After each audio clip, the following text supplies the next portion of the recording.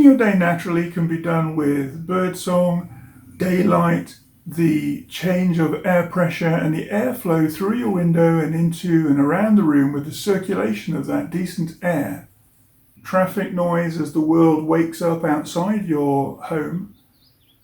Any of these could be a positive trigger to your subconscious mind to get you to move from deep sleep to light sleep to waking up and thinking, right, I'm ready, let's get on with my early morning routine and create some good outcomes. If I wake up in the middle of the night, I can just reach out, read the luminous dial and put the watch back on the bedside table and think, okay, I've got another 3 hours till it's 6 a.m, so let me have some decent sleep. And I switch off and I enjoy that remaining sleep for the rest of the night. If you use a traditional knocking alarm clock, put it on the other side of the room so that the very least you have to do is step out of bed, walk across the room and switch it off. What matters though, of course, then is that you don't go back to bed because your day has just begun. Head off to the bathroom, go to the loo, clean your teeth, pull on some casual clothes so that you can go downstairs, sit at your kitchen table or sit at a specific desk that is ready for your morning routine and crack on with what's necessary to have a productive start to your day. There are many apps that you can have on your phone which will still work in flight mode to give you a sense of notification.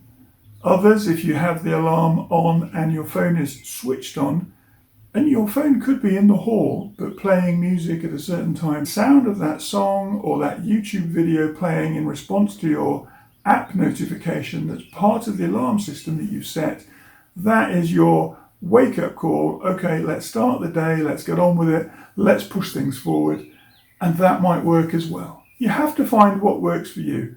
My approach is a non-digital aesthetic using a watch rather than an alarm clock, using a notebook and a pen to write down those waking thoughts or those little notes about a dream, because it might be part of a story in a book later on, but I just want to capture a sentence to plant it into my mind as something that occurred to me as a thought, which I might be able to use later.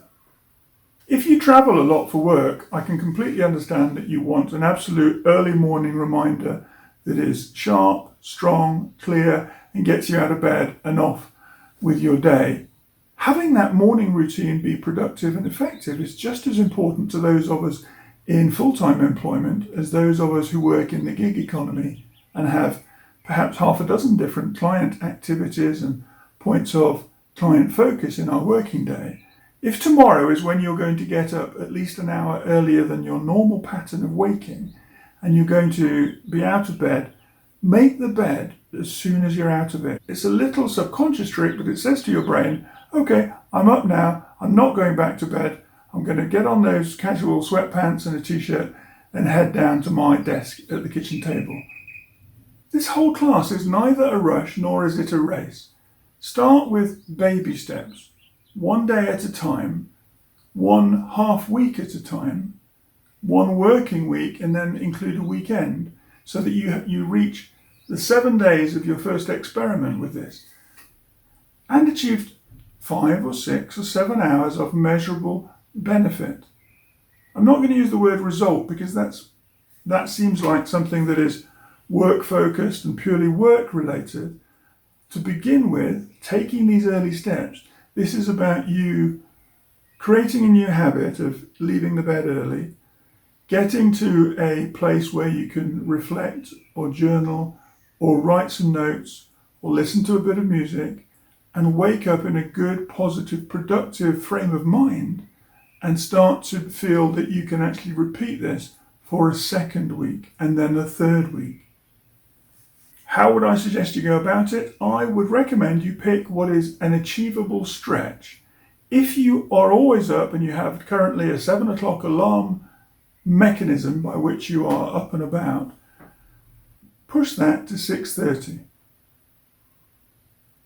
Push that to at least 6:30, possibly to 6 a.m. and see how long you can manage that change in your behavior, but also how you think you can sustain it. If you think an hour is too much, go for the accomplishment of 1 week of getting up 30 minutes earlier.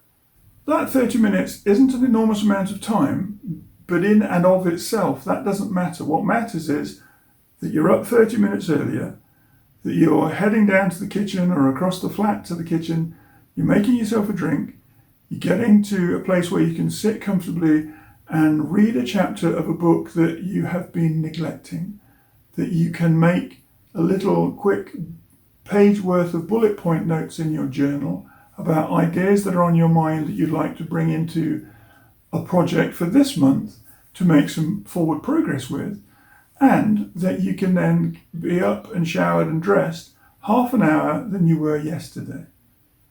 That's good progress. Those are baby steps, but that's very good progress compared to last month.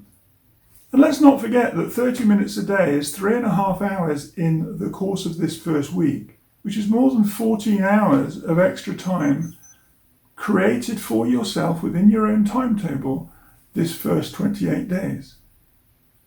Achieving an early wake-up time in this first week will naturally make you feel very good and happy and confident about claiming back an hour in the morning of week 2. Think about it, as I said a little earlier in this particular class.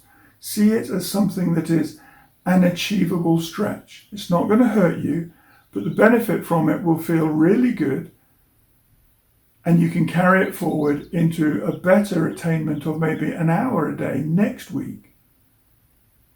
And with that hour every day, that's a heck of a lot of opportunity to tidy up areas of your life that are difficult or chaotic or out of control, to push forward with specific focus on projects that are really important to you. And you will feel amazing about that after a month. But right now, slow and steady is what's going to win your race